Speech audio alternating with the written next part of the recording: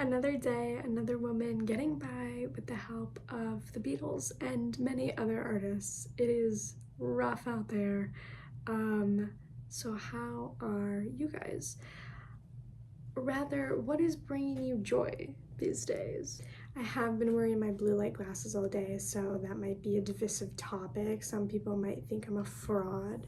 Let's get into 10 of the not even pieces of music, because it's more than just 10, but 10 different artists who really bring out what autumn is to me, sonically and lyrically.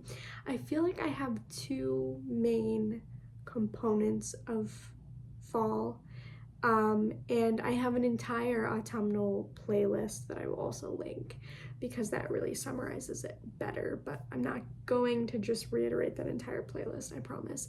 But I feel like on the one hand, there's a lot of like guitar heavy indie rock, because I love indie rock, so there's always indie rock, but specifically like I love an electric guitar moment in the fall. Genre-wise, this is like exclusively indie rock and then also like folk slash singer-songwriter. And those are like the autumnal vibes for me. There is the like angsty, I'm moving on side of things to the like start of the autumnal season slash academic season, you know, because obviously I'm not in academia anymore, but it still brings this like blank slate feel. So I feel like it's half the angst of like moving away from a previous season while also like reveling in a new season. And so I think lyrically you kind of see both halves of that feeling, which feels very autumnal to me. And some of these, the vibes themselves are just autumnal. So it's kind of a little bit of everything. And yes, so if you love rock and you love folk, you're gonna appreciate this list. The first one is the most recent release, but it really is a re-release. It's just an unplugged slash acoustic version. That is the EP Too Late to Start Over by Arrested Youth, and it has like all of my favorite songs of his in one as well, which makes it very easy to listen to top to bottom. I love literally every single one of the songs, but the one that I just can't get out of my brain right now is Walked Out in the Middle of the Night. And I feel like that song hit differently acoustically. I wasn't paying as much attention to the lyrics before, but as soon as I heard this version of it, it just felt timely and angsty in that way of the changing seasons and or relationships in this case that I was really feeling in the mood for as the leaves are falling and everything's changing. That's what it is. There's symbolism with the leaves falling and the trees changing. So I think this EP does a good job of reflecting on relationships and also finding self-empowerment to really make your own path forward. And so I think this EP kind of does the best of both worlds in all of the autumnal vibes that I enjoy listening to. Wallows is one of my favorite bands. The two songs of theirs that always give me autumnal vibes are Trust Fall and Just Like a Movie. And this is partially because of the cover art, but this is the prime indie rock for me. That is just the tree through which all the other artists are branches of. And I really like Trust Fall's whiny guitar vibe. I like that it's very internal, and I find myself in this moment like looking ahead to a very busy calendar, so my inclination is to just recede into myself. And I feel like Wallows is really good, as you could imagine because of their title, at capturing that feeling of really being stuck in introspection and receding into yourself when the world is very loud. And so I like the way that they normalize that way of processing, I suppose. And just like a movie has that feel of like an 80s rom-com beginning of a movie, and so it does feel like that like crisp, fresh storyline that we're getting into, and that is very crisp like the leaves on the ground. So both of those tracks, great for this time of year. This one was released in the autumn a few years ago now, in 2022, but I love this album. It's so distinctive. I love how conceptual it is, and it feels very academic in that way, and that is Palladium by Grayson Chance. This is an album built around his relational life experiences, but he conceptualized them through Greek mythology. And so if that is of interest of you, he did it very, very well, and it kind of feels like what I imagine, because I really haven't read much dark academia, but it is giving a similar vibe of not dark necessarily, but just wanting to really dig your teeth into like lots of information, and also like literary devices and how those then map onto your life experiences. So there's like the info dumping and then the application piece. But he does it very effortlessly, and I just thought that was really cool. So it's also just a cool concept, and I would highly recommend that album as a whole. I haven't listened to it in a while, but I listened to the first few songs as I was prepping all of this. But I know Home Run Hitter is like a heart twinger, but like so cathartic at the same time. Man, I feel like I can't even think of all of the songs because it's been way too long since I listened to it, but Down and Out is also a fantastic one. Athena is a feisty one about like impatience with love. So there's a lot of fun stuff there, and I just am always blown away by the way that Grayson expresses himself and processes life, and he does it with the most stunning vocal range, and his falsettos are mesmerizing and so distinctive, even to this day, from all the male vocalists that I listen to, and I think he's awesome, so go check him out. This one also came out that same autumn season as Grayson's album, and that is Dodie's EP, Hot Mess. This is a 4-track EP, and it's also coming off of the like last little coattails of quarantine and isolation, and so there's a little bit of everything. There's apprehension in Hot Mess, and just lingering reflection on coping as you've worked through your own brain and how that affects your relationships. So I heavily relate to that song. I really like Lonely Bones. It's super raw but hopeful at the same time. She paints such a beautiful silver lining around it all. And then the raw and stunning vulnerability of No Big Deal, I Love You, is so wonderful as well. It's a fantastic EP overall, and she captures something about femininity that is so appreciated that I don't feel like many other female artists I listen to capture. It's this like self-confidence but simultaneous fragility, and both parts are so feminine and so needed, and you can't really have one without the other, and I just relate to her work a lot, and I really, really love it and appreciate it. Another fantastic woman I love is Hattie Whitehead, and I love her EP Old Soul. This is a little more heavy on grief themes, but it handles it in a hopeful way. It starts with Ups and Downs, which is like the pivotal grief song that I share with absolutely everyone anytime they're struggling with any sort of grief. So if you haven't heard it, check it out. The video is also fantastic. Her brother Finn stars in it. He also starred in Dunkirk, so you might recognize him from that. But I love his work as well, and I loved that they did a little sibling crossover there, especially because it's meaningful to their entire family and their own grief with their mom.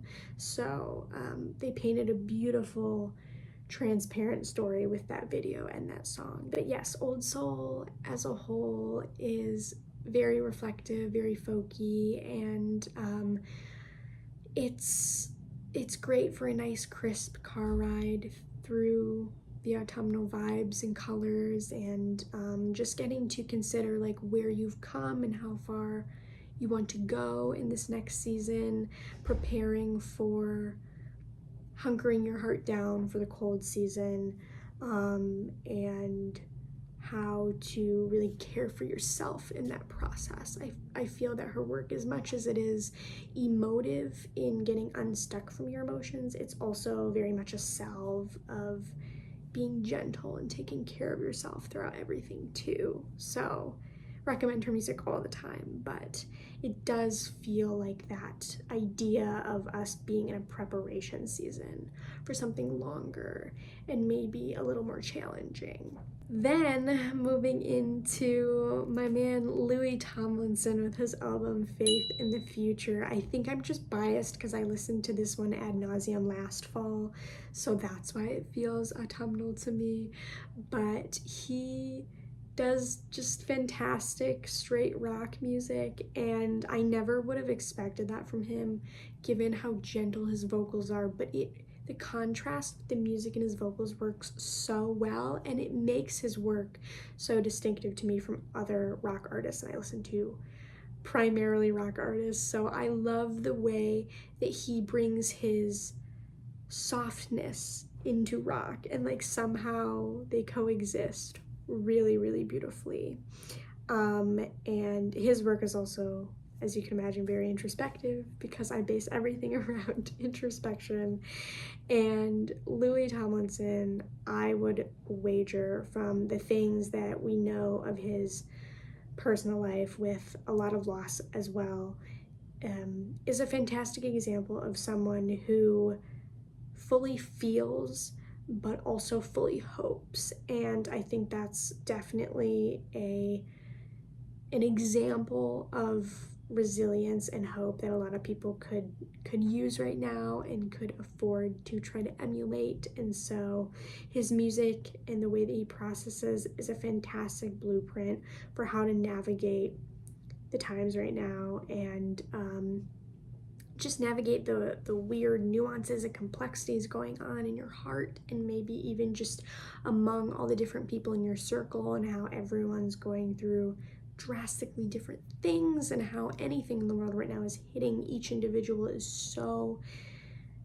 different. And I feel his music has great compassion in it, both for himself and just how to navigate the world around him and be a source of comfort to people around him. So I really appreciate his music in that way. And he's dealt with his own overwhelm with just having to go through intense fame that most people never have to go through. And I think that makes his work even more level-headed because you know he's been through so much, but you see how his character and his lightheartedness has pervaded his life despite the amount of pressures through multiple seasons he's been through. He's handled it with class, and I think there's something to be learned there about how he lives his life. So I think this album is a fantastic example of that. Then we have my man Boy Willows. His EP, Woods at Night, is very autumnal and aesthetic, as well as his single Autumn Gray, which I thought was on this work, but it's not. But obviously, as in the title, it is a very autumnal song. He is very laid back in tone, and it's definitely the most like lo-fi of all of these vibes while still being folky. So I love his vocals. His vocals are like the epitome of soothing for me. So if you're just needing something that feels like lo-fi but it still has vocals, his work is perfect for that. And his work has often been like the exact sonic tone that I need when I'm anxious. It's not even necessarily always about the words themselves, but rather it's like the frequency of his voice is just so that it's like when you hear those particular tones that like ease your anxiety, I feel like that's what his voice is for me because of his vocal range that he has. And so, yes, I think he just has a very stabilizing voice that cuts through anxiety really clearly. And the CP as a whole is very like ease into the coziness, both in the music itself, in some of those techno meets guitar components, and then also his vocals. You can feel yourself just like lying in a pile of leaves and letting it just cover you. And putting on like your first autumnal candle and putting on maybe your first sweater, maybe sitting in your heated blanket for the first time. Anything that feels cozy, I equate to Boy Willows, so please check him out. He's very beloved to me. Then we have, this recently came out, Abby Holiday made an alternative version of her song Steve Martin, and as a whole, I may have said this before, but Abby is like the example of Midwest emo to me. Like, she is the entire ambiance of what Midwest emo means to me. And I feel like that is intrinsically related to like autumn and everything getting a little bit cooler, like a little bit emo. And I feel like emo doesn't fit as well in the warm months. So now it's like, this is when Midwest emo flourishes. So Abby to me is queen at that. And she always has really good reflective music on family dynamics, especially. So just check her out. It's pretty hard for people to not find at least one of her songs insanely relatable, and for me, she's really filled this hole in the rest of the music that I listen to because no one else talks about family to the extent that she does, and you can tell it's from like intensive therapy, and I just appreciate it because a lot of other people either aren't willing to go there or just haven't gotten to that point in healing where they can go there. So I appreciate how she lays the groundwork to really break generational patterns. I would say that's a huge thing she does in her music, is tries to help people break generational issues and at least become more aware of your own generational issues mentally and emotionally, and realize that you have more power to change things that you think your family just does than maybe you even think you do. So it's kind of just a side tangent, but she's really, really encouraging and good at doing that. So if nothing else, if you need a lot of mental health growth in this season and that's how you're running to sink into the academia vibe, go to Abby's music. And so maybe start with the Steve Martin alternative version. Then we have my girl Leanne Lawrence with her EP What's Dead and Gone. Her song Eulogy blew up last year. That's how I found her, through that song on Instagram. It was just her and her guitar, and then every single version, I loved it. And then I started listening to all of her music, and I love it. And as you could imagine from the concept of eulogy, it is more of that we're wrapping up a season and also considering like the season ahead. So I really appreciate like the transitionary nature of this body of work and how it feels like you are bringing something to a close while also looking forward. And she is really effective at just doing stripped back and straightforward in her music and her lyrics. So I really appreciate the way she speaks on everything with intentionality